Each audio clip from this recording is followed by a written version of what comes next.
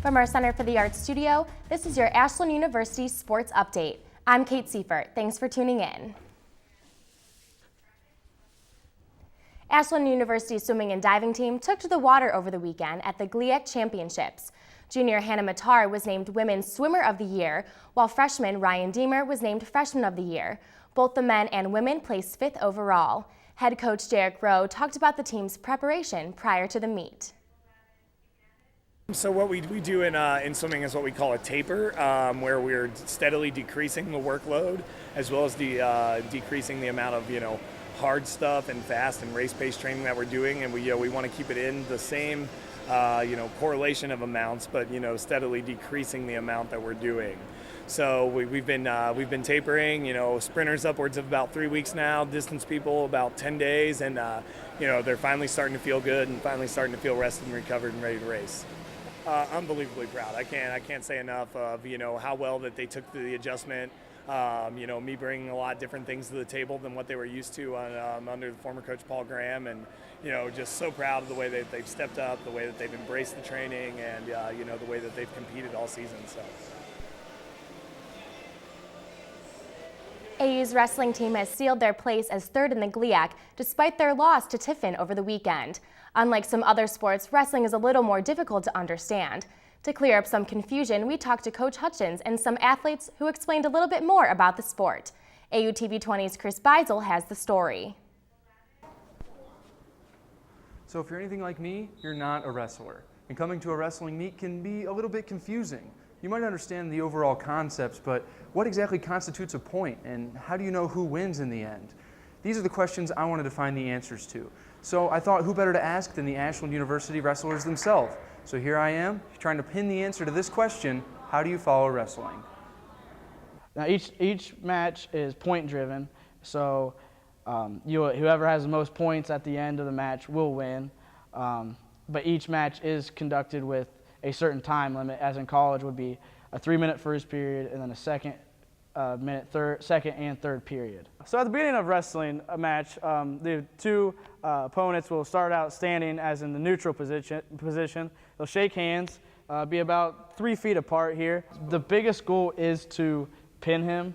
Now the out of bounds, once you go out of bounds, you will just restart in either the neutral position, the top position, or the bottom position, depending on where you are once you go out of bounds. There's 3 main moves that most kids hit in a college match. The first being a double leg takedown, which essentially it's very easy to explain a double leg. You just, almost like a football tackle, grab both legs and drive right through them. Joe Brandt will demonstrate here.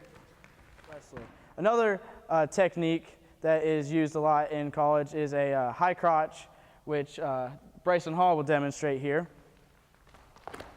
Another good technique that is probably the most common in college and high school is a single leg takedown, which Joe will show.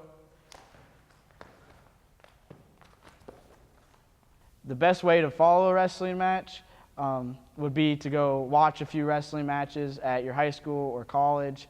Sometimes the best answers are actually just demonstrations. Ashland senior Josh Hunter has agreed to demonstrate some of the most tactful wrestling techniques on me.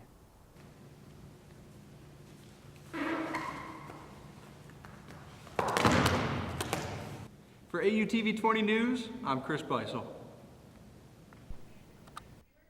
Once again on our Sports Update show, we spotlight one of Ashland's own. This week, we talked to track and field senior Zach Ball. AU TV 20's Tom Preisman sat down with him to talk about his success with the team this season. Thanks, Kate. I'm here with 4-time All-American thrower Zach Ball. Zach, thank you so much for joining us. Thanks for having me.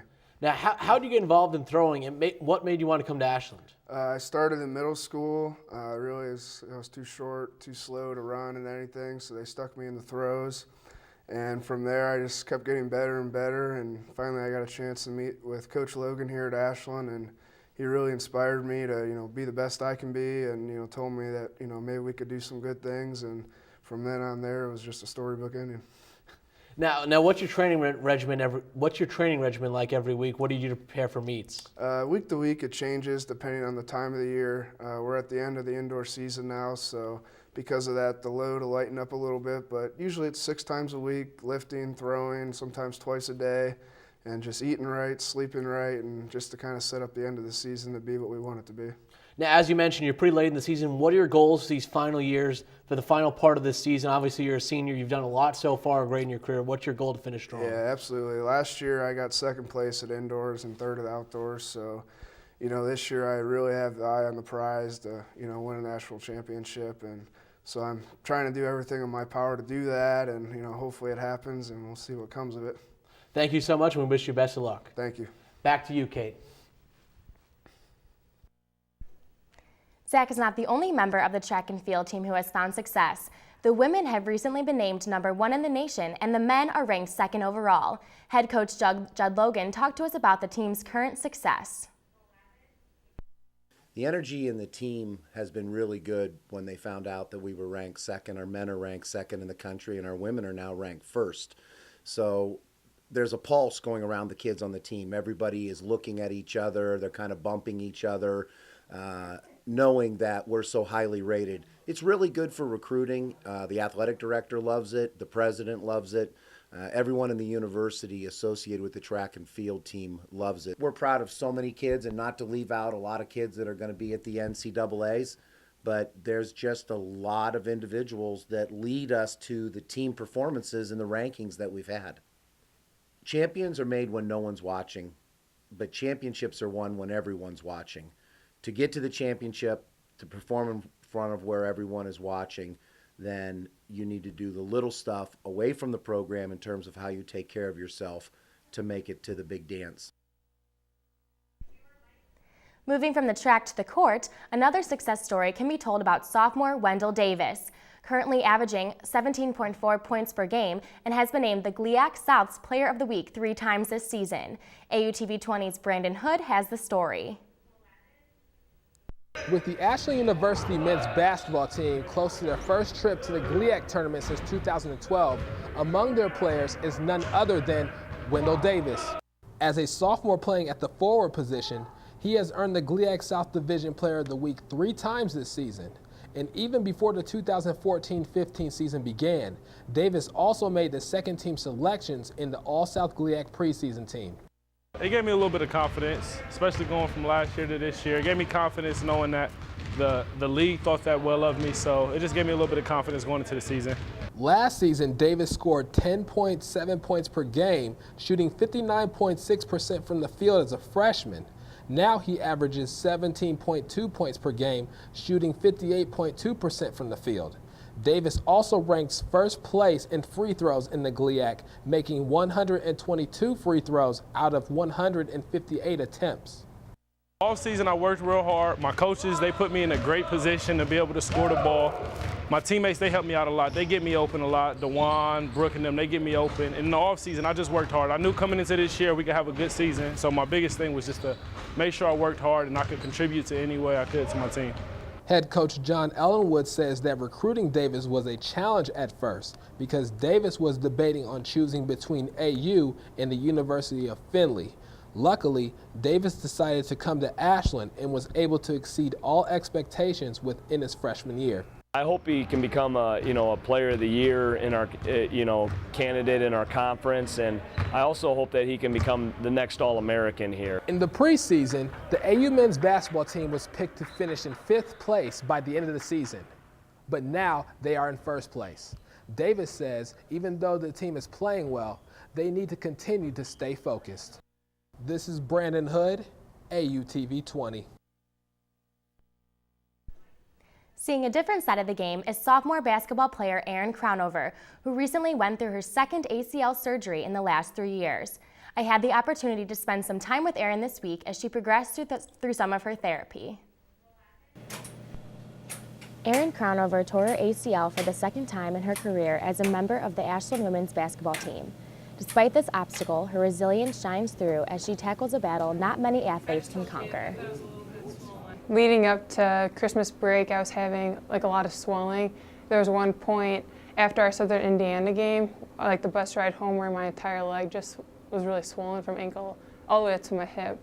Pulls up like the MRI scans and just points out like half my ACL was gone, and I just really was confused and didn't understand how or why. Ashland's athletic trainers have been putting Erin through extensive amounts of therapy in hopes that she will be ready to play again in the fall. Kind of the basic things we start with are just getting her back range of motion and making sure she has, the ability to bend and extend her leg like a normal, average person can. She just has such a great attitude, and I can't even begin to describe how important that is in this type of process to go through this again. She's happy to be around. She's great to come down to rehab and work with. She asks questions. She wants to know what's going on. So it's awesome, and it's going to set her up for really good success in the future. The coaching staff is proud of Erin's progress, knowing if anyone is going to go through this injury, Erin is the best one for the job.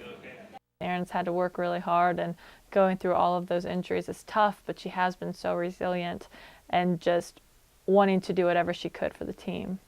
To stop playing basketball would mean Erin was allowing the injury to defeat her. She would disappoint herself and everyone who has supported her throughout her career. Erin will continue her therapy with the help of her teammates and coaches. Her love for the sport and for her team greatly outshines the obstacles ahead of her. As the basketball season winds down, the Eagles baseball team steps up to the plate as they prepare for opening day. The finally healthy team was recently picked to win the 2015 GLIAC South Division. We had the chance to talk to some of the athletes as well as Coach Shalley about their expectations for the year. Yeah, guys are excited. It's been tough this winter because we have not been able to get outside. So they're anxious to get outside, enough practice and indoors. We have good senior leadership, veterans that have made the practices. The big thing is just we need to get outside. We can't take fly balls indoors. So getting outside and just getting fly balls and communication. Infielders, we can take ground balls, but it's off a tartan surface. So we got to get outside on dirt and grass, and it's a little bit different. Just the size of the field, the field house obviously a lot smaller than a regular field, but we can get a lot done. We can build up arms, and pitchers are throwing live to hitters, and we're doing at bats, and playing simulated games, and we'll be ready. I mean, everyone else in the North is in the same boat as we are. Our goals are the same every year. First off is to win a conference championship, make the tournament, win that. If you win the conference tournament, you get the automatic seed. Or automatic bid to the regional, but get to an NCAA regional. We've been fortunate to win that 4 times over the years to go to a World Series, but that's the ultimate goal in a national championship. But right now we're just taking it one day at a time.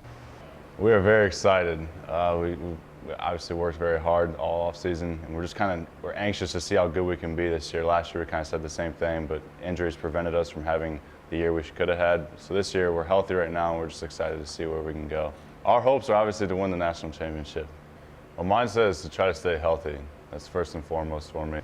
Our practice has been gradually getting better as the weeks goes on, so we're hoping that this week is going to be our best week of practice heading into the first 3 games of the season.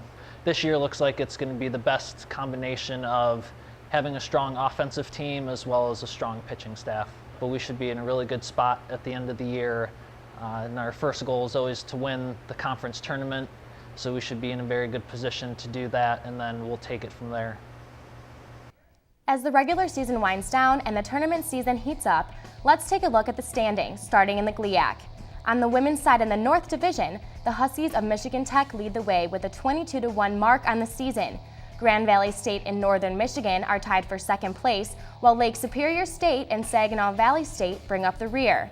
Moving down south, Wayne State holds a 2-game lead over Ashland with 3 games left to play. The only team to beat, Michigan Tech.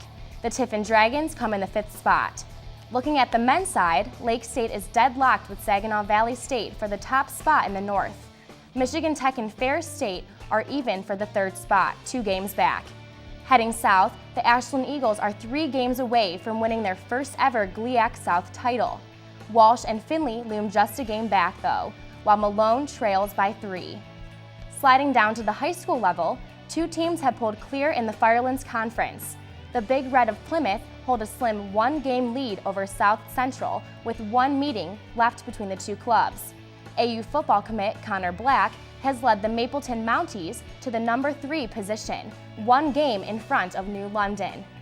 Moving closer to the AU campus, behind the great play of Isaac White, the Arrows of Ashland High School own a 12-0 record in the OCC play and a 17-1 overall mark.